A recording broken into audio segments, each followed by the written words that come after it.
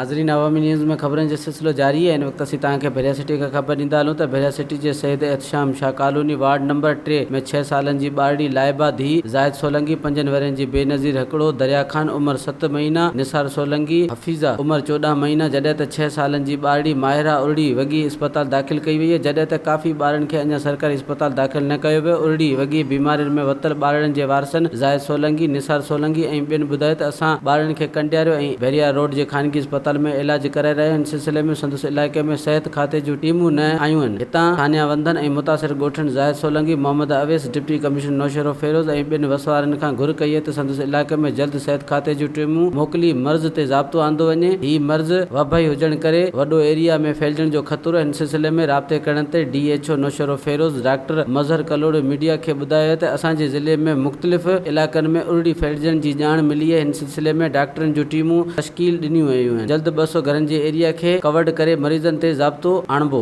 यादि रहे त कुझु महीना अॻु हुकूमत सिंध सिहत खाते पारां समूरे सिंध में उरड़ी जे मर्ज़ जे ख़िलाफ़ 18 ॾींहंनि जी वैक्सीन मुहिम हलाई वई हुई, जंहिं ते हुकूमत जा करोड़ रुपया ख़र्च थिया हुआ। वधीक ख़बरनि ऐं तफ़सील लाइ विज़िट कयो अवामी news Facebook page, YouTube page ऐं अवामी न्यूज़ वेबसाइट।